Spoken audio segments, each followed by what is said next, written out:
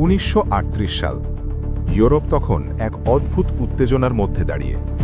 রাজনীতি উত্তপ্ত, যুদ্ধের ছায়া ঘনিয়ে আসছে, কিন্তু একই সময় বিজ্ঞান জগতেও শুরু হয়েছে এক নীরব প্রতিযোগিতা, যার কেন্দ্রবিন্দুতে রয়েছে এক নারীর উত্তরাধিকার, মারি কুরি।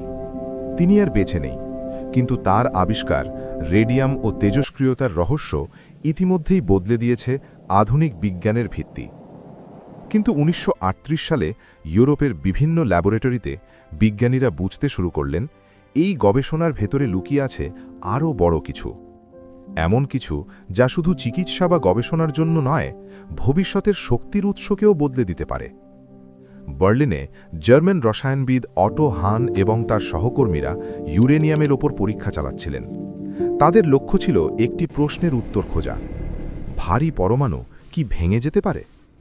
একই সময় সুইডেনে নির্বাসিত পদার্থবিদ লিসে মাইটনার সেই পরীক্ষার ফলাফল বিশ্লেষণ করছিলেন। তিনি বুঝতে শুরু করলেন এই প্রতিক্রিয়ার ভেতরে রয়েছে এক বিপ্লবী ধারণা: পরমাণু বিভাজন। যদি একটি ইউরেনিয়াম পরমাণু ভেঙে যায়, তবে তা মুক্ত করতে পারে বিশাল শক্তি, এত বেশি শক্তি যা আগে কোনো রাসায়নিক বিক্রিয়ায় দেখা যায়নি। এই ধারণা দ্রুত ছড়িয়ে পড়তে লাগল ইউরোপের গবেষণাগারে। প্যারিস, বার্লিন, কোপেনহেগেন প্রতিটি ল্যাবেই বিজ্ঞানীরা চেষ্টা করছিলেন প্রথমে সত্যটি প্রমাণ করতে। কিন্তু এই প্রতিযোগিতা শুধু বৈজ্ঞানিক ছিল না, কারণ 1938 সালে ইউরোপের রাজনৈতিক পরিবেশ ছিল ভয়ঙ্করভাবে অস্থির। নাজি জার্মানি দ্রুত শক্তিশালী হয়ে উঠছিল, আর বিজ্ঞানীরা বুঝতে শুরু করেছিলেন যদি পরমাণু শক্তিকে নিয়ন্ত্রণ করা যায়, তবে তা হয়ে উঠতে পারে পৃথিবীর সবচেয়ে শক্তিশালী অস্ত্র।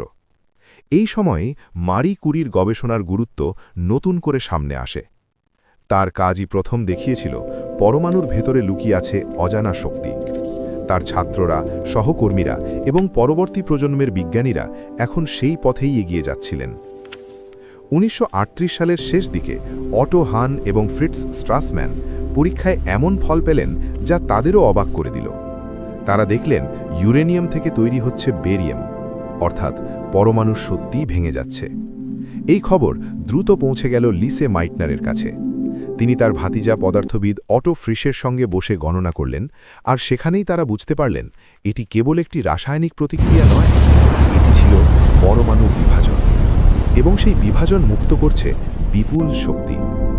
এই আবিষ্কার ছিল মানব ইতিহাসের এক মোড় পরিবর্তনের মুহূর্ত।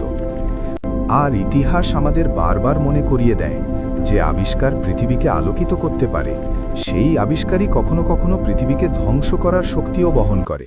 বিজ্ঞানের